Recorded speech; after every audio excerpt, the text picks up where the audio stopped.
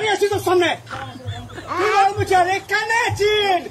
Phone করে আমি এদিকে ভীষণ বন্ধুরা, আজকের এই ভিডিওটা সম্পূর্ণ একটা বাস্তব ঘটনা। একজন পুলিশ স্টেশনে ডিউটিতে থাকা অবস্থায় এক মহিলা যাত্রী উপর অশুভ আচরণ করছে। মহিলা সরাসরি জনসমক্ষে সেই পুলিশকে ধরিয়ে দিলেন, আর পাবলিক তাকে দিল একদম উত্তম। ভিডিওটা দেখুন, এরপর বিস্তারিত বলছি, কারণ এটার মধ্যে শুধু থাপ্পড় না, আছে অনেক বড় মেসেজ। চলুন আগে একটু ভিডিওটা দেখে নিন, তারপর বলছি পুরো কাহিনী। ফোন করে না ছুটাতে পেরেছি।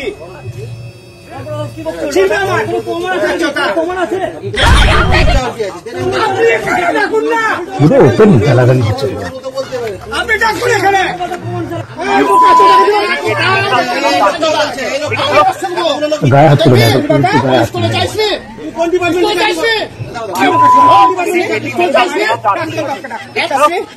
কিসের জন্য, কি বলছে? একজন পুলিশ স্টেশনের ডিউটিতে, কিন্তু কাজের বদলে সাহেবের টার্গেট মহিলা যাত্রী। অসভ্য ইঙ্গিত দিলেন, আর মহিলা যখন সরাসরি ফোকাস করলো বিষয়টা, সেই মুহূর্তে পাবলিকের হাতে শুরু হলো বাস্তব জবাবদিহি। 2-4 থাপ্পড় কানে বেজে উঠলো ঠিকই, শরীর চর্চা একদম লাইভ ক্লাস দিয়েছে।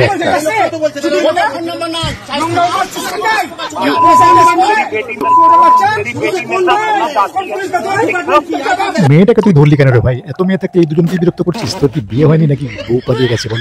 এখন স্টেশনে শিকার ধরতে নামছিস? দেখ, যদি বিয়ে করার ইচ্ছা থাকে মাকে সোজা গিয়ে বাড়িতে বল। ভাই পাবলিকের হাতে মার খাইছিস।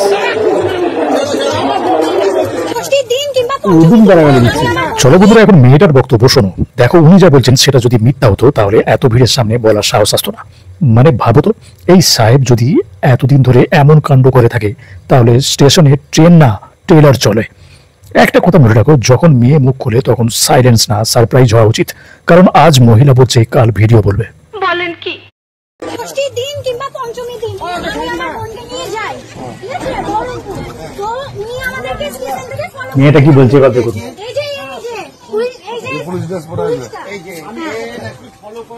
হ্যাঁ, আমার বোনের সাথে আমি যাচ্ছি, তো এবার আমার বোনের দিকে কেমন একটা কোন ধরে তাকাচ্ছে।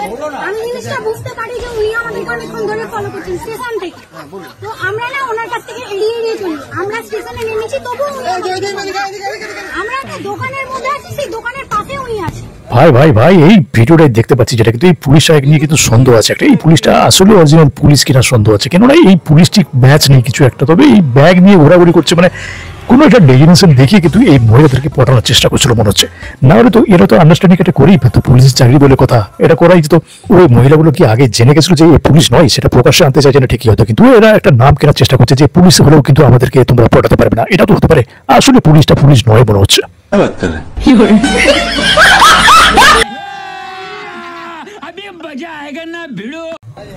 আমরা কোন রকম ভাবে মেডিকেলে যাচ্ছিলাম, যেহেতু আমরা কোন রকম ভাবে টোটো করে ওনার কাছ থেকে এড়িয়ে যাই। ইনি আপনাকে কোনোদিন পুরোনো কেস মিথ্যা কথা বলে বেড়াচ্ছে। দেখো বন্ধুরা, প্রতিটা সমাজে ভালো পুলিশ আছে যারা সত্যি দায়িত্ব বুঝে কাজ করেন, তাদের জন্য আমাদের সম্মান সবসময় থাকবে। কিন্তু যারা ইউনিফর্মকে নিজের অহংকার বানিয়ে ফেলে, তাদের জন্য পাবলিকের হাতে রিয়েলিটি চেক একদম রেডি থাকে।